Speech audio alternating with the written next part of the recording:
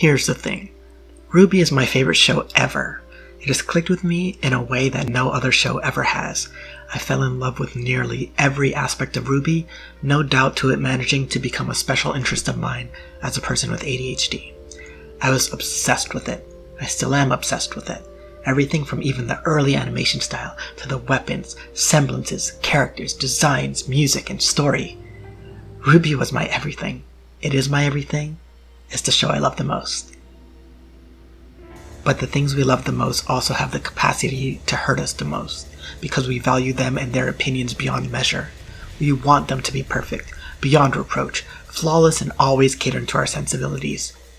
That isn't fair to the creators, as the story is theirs to tell in the way they choose. However, by definition, shows accrue an audience. There isn't a show without viewers. So even though a show has the right to tell its story the way it wants to, it also has to respect the intelligence of its audience. A lot of showrunners and story writers are of the notion that the highest, most important aspect of a show is to be its unpredictability, to generate controversy and invest in the shock factor to get people to talk about or stay engaged with the show, which is all manners of pathetic, by the way, but we can get into that another time. Let's get into it a little bit right now, actually. If you can't keep people interested in your show without having to pull out plot twists that make no sense, then your show's not worth having. Okay, that's the end of that diatribe. This was seen rather most blatantly with the final season of Game of Thrones, and makes me retroactively glad that I checked out sometime around season 5 or whenever it was that Jon Snow was killed. Not that I particularly care about him. Team Cersei, by the way. The problem, however, is that this line of thinking defies very basic storytelling tenets, such as laying the groundwork for a reveal, or building up to a twist, by foreshadowing it with previous moments or scenes that lay the foundation for said twist. For a twist that appears with no build-up or payoff, that relies solely on being unpredictable and coming out of left field and defying any sense of reasonable expectation, there exists a term: ass pull. Consequently, it's not surprising when an ass-pull plot twist ends up being absolute shit. The reason I mention this is because RWBY, in all its infinite wisdom, engaged in a plot twist that resulted in myself and many other fans feeling cheated, betrayed, disappointed, and hurt. Hurt that our intelligence wasn't respected. That's not to say that we're the smartest people above everybody else, but more to say in 5 years and I am still irrevocably, immeasurably disappointed, livid, and fucking pissed. I know it's been talked into the ground and the horse, or the bull funness as it were, has been beaten to death, or stabbed to death as it were, but I just need to say my piece and perhaps shut up about it forever, because I know all my friends and followers are really fucking tired of me talking about it. So today, you get to hear it instead. In this video, we are going to be investigating the butchering of Adam Taurus.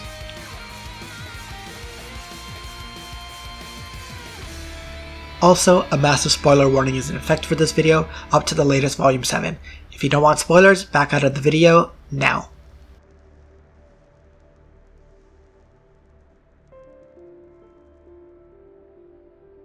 What is RWBY? I should probably start with what RWBY is to get those people who stumble across this video and aren't RWBY fans into the know. RWBY is an American-made, contentiously defined, it's up to anime. Anime, created by the late Monty Ohm, that follows the adventures of 4 girls, Ruby Rose, Weiss Schnee, Blake Belladonna, and Yang Xiaolong, as they attend an academy to learn how to be huntresses who kill monsters known as the Creatures of Grimm on their world of Remnant. The title, RWBY, pronounced as RWBY, is a double acronym. The first is each initial of the 4 titular girls, and the second is for the colors that are associated with each, as color is a core component of the show and its mythos. Red for Ruby, white for Weiss, black for Blake, and yellow for Yang. Another key concept of RWBY is that each character is inspired by, influenced, or alludes to a fairy tale character or someone from myths and legends. Ruby Rose is a reference to Little Red Riding Hood, Weiss Schnee is a reference to Snow White, Blake Belladonna is a reference to Beauty and the Beast, and Yang Xiaolong is a reference to Goldilocks. The supporting B team, Team JNPR or Juniper, are all gender-swapped versions of the mythical figures of history. Jeanne Arc is Joan of Arc, Nora Valkyrie is Thor, Pyrrha Nikos is Achilles, and Lai Ren is Mulan. You get the idea. Everybody needs to be informed by a fairy tale character or a mythical or legendary figure, and have a name that is either a color, sounds like a color, means a color, or makes you think of a color. Another integral part of the series is that characters are all able to manifest their soul into what is called an aura. Why didn't you activate your aura? Huh? Your aura. Aura is the manifestation of our soul. It bears our burdens and shields our hearts. With practice, our aura can be our shield. Everyone has it, even animals. What about monsters? No, the monsters we fight lack a soul.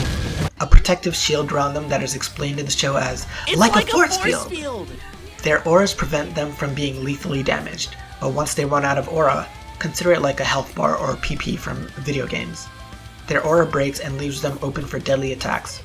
Later volumes would go on to give a visual indication of aura breaking as shimmering energy whose color differs for everyone. For example, Ruby's aura is red, Weiss's is white, and so on and so on. Additionally, each character has their own unique abilities called a semblance. Think of it in terms of essentially individualized superpowers, though it's contested as to whether the semblance informs the user's personality or if the personality influences the semblance. Semblance? You know, like your very own superpower.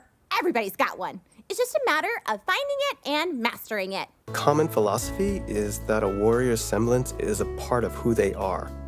Some say your personality and character can define your semblance, while some claim that it's the other way around. Of course, there are still many who don't see a connection at all. Ruby's semblance is called Petal Burst, and whereas previously all the characters, Ruby included, believed it granted her super speed, as of Volume 7 it's been indicated that there might be more to this than previously thought. When using her semblance, she's able to turn into a flurry of rose petals and can split them off into different directions and sections as she races through the air. The act of using her semblance is called Dash, according to the official RWBY Combat Ready board game. Weiss's semblance allows her to use glyphs, which are essentially sigils that enable her to do a set amount of different skills.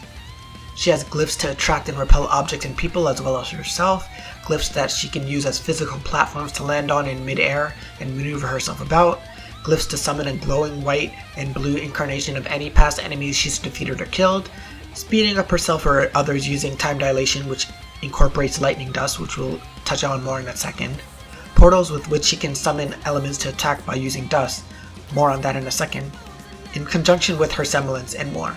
It is also unique, rather counterintuitively so, in that it is hereditary, with only the Schnee family having the ability to pass down their semblance through inheritance within the family. Don't be ridiculous. Every Schnee has the ability to summon. We have for generations. We Schnees are unique. Unlike many, our semblance is hereditary.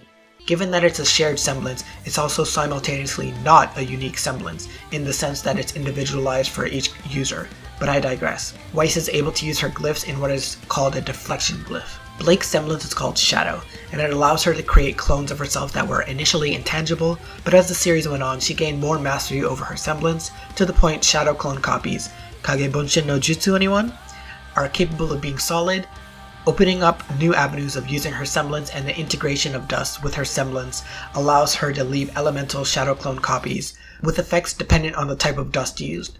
Using her shadow with fire dust results in clones that explode, ice dust allows her to trap enemies' weapons, etc. The act of using her semblance is called Copycat.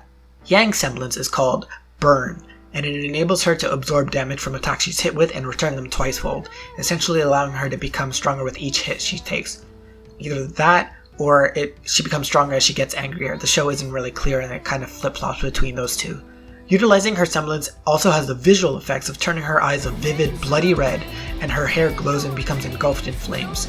In her first theme song, appropriately titled I Burn, this is rather enjoyably referred to as Yang going Super Saiyan. The act of her using her semblance is called Rage. Furthermore, each character has crafted their own unique weapon, all of which have names, and utilize it in their unique fighting styles. Ruby's weapon is Crescent Rose, a scythe that doubles as a customizable high-impact sniper rifle. Whoa! Is that a scythe? It's also a customizable, high-impact sniper rifle. A what? It's also a gun. Oh, that's cool. Weiss's weapon is Mertenaster, a multi-action dust rapier with a revolver worked into the handle. Blake's weapon is Gamble's Shroud, a variant ballistic chain scythe, which sounds metal as fuck and is a smorgasbord of a katana, a cleaver, a pistol, and a kusarigama. Yang's weapon is Ember Silica, which name I personally adore, and I think is one of the coolest concepts ever. Dual range shotgun gauntlets. Shotgun gauntlets, how like baller is that? Okay, fanboying moment over. Finally, some last